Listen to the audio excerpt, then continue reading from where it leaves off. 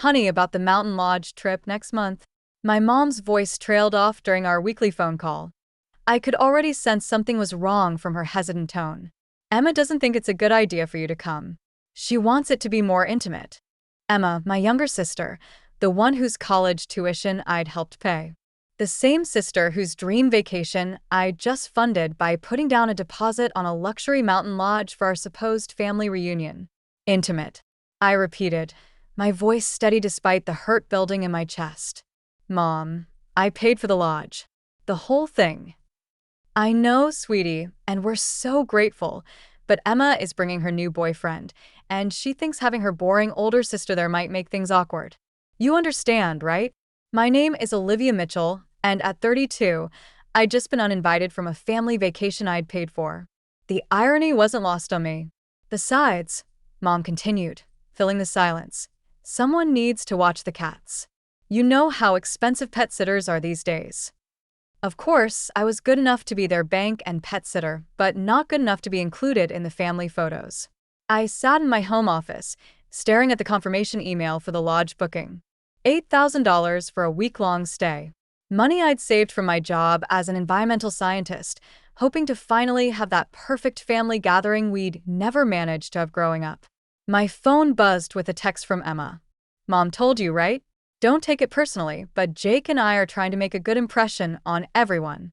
Your whole science nerd vibe doesn't really fit the aesthetic we're going for. Thanks for understanding. Jake.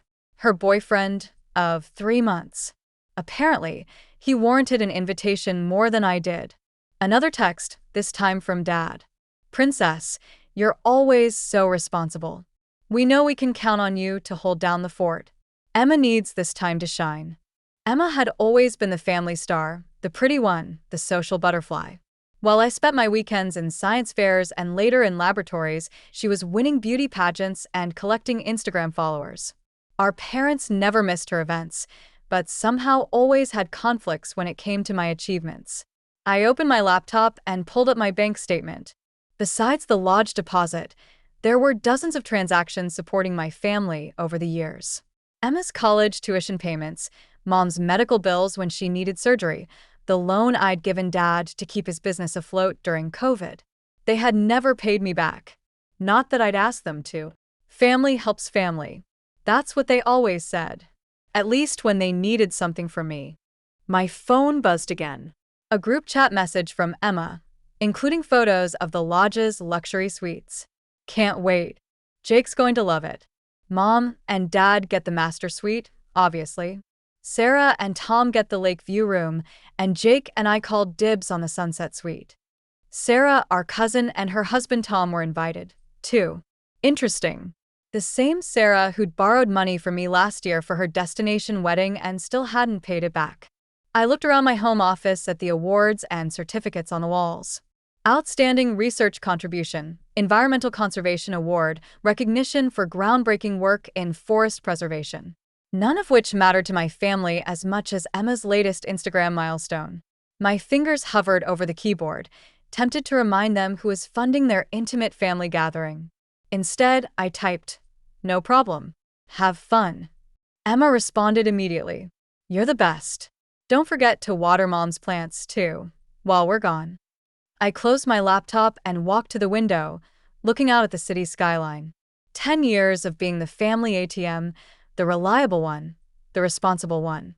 10 years of watching from the sidelines as they celebrated each other while treating me like an afterthought. The mountain lodge was supposed to be different. I planned everything, the hiking trails I wanted to show them, the local conservation project I was involved in, the sunset spots perfect for those family photos they loved so much. But as usual, Emma had other plans. And as usual, our parents fell in line with whatever she wanted. My phone buzzed one more time. Mom again. We'll bring you back a souvenir. And don't forget, Rocky needs his medicine twice daily. You're such a blessing, always helping out. A blessing, right? More like a convenient resource to be used and discarded. I walked to my desk and opened the bottom drawer, pulling out a folder labeled Property Documents. Inside was something my family didn't know about. Something that would make their perfect mountain getaway a little less perfect. Maybe it was time they learned what happened when you take your blessing for granted. The week before their mountain getaway, I watched my family's excitement build through their group chat messages. Emma shared outfit plans for every day.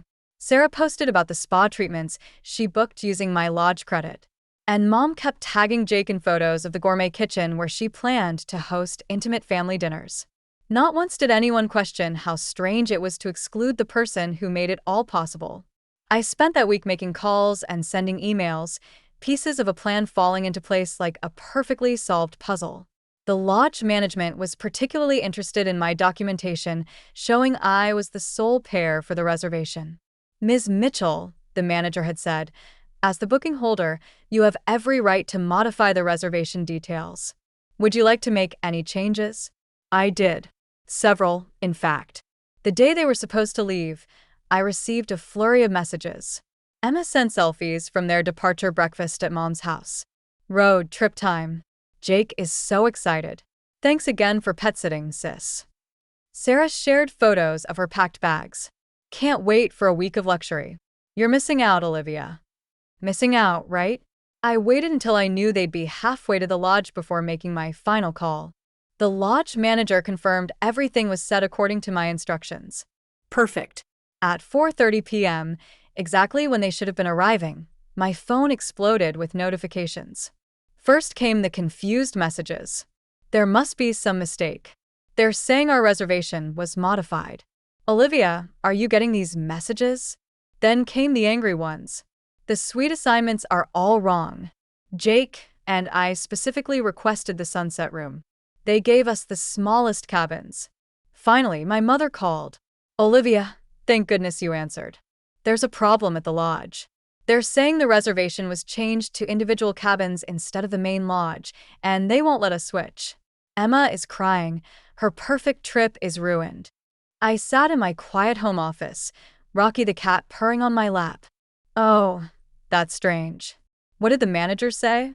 He said, since you're the booking holder, only you could authorize changes. We tried explaining we're family, but he insisted. Can you call them and fix this? I stroked Rocky's fur, thinking about all the times they'd excluded me, dismissed me, taken my help for granted. Actually, Mom, the reservation is exactly as I modified it last week.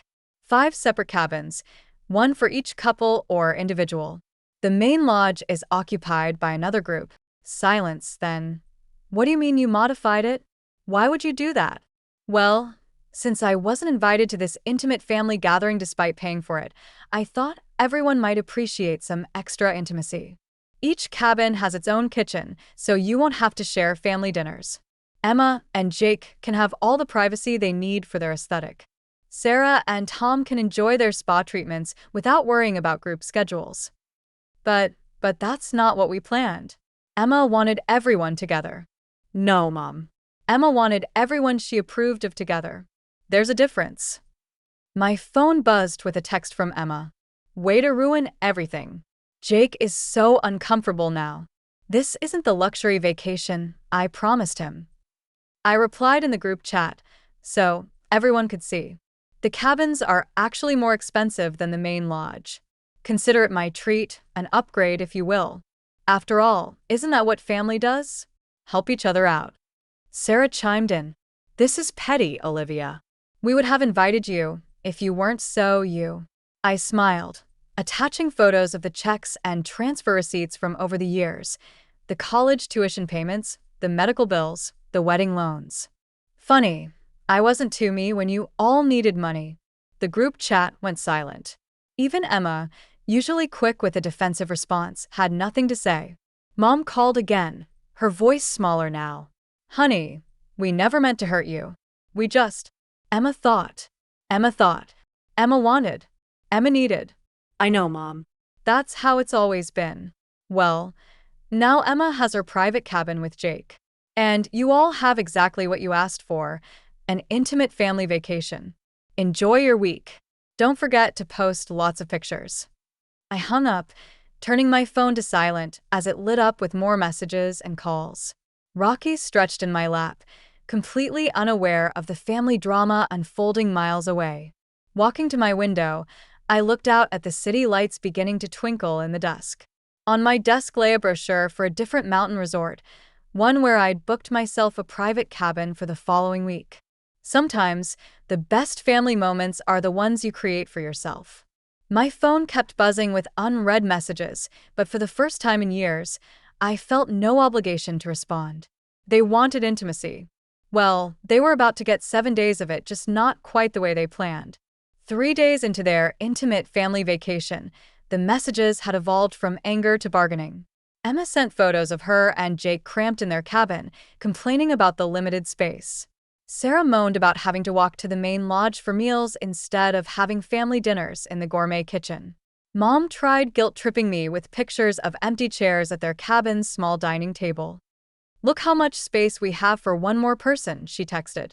"It's not too late to join us, honey." I was sitting in my backyard garden, enjoying a peaceful evening with a glass of wine, when Dad called. "Princess," he started, using his negotiator voice, "I think we all got off on the wrong foot here. Emma feels terrible.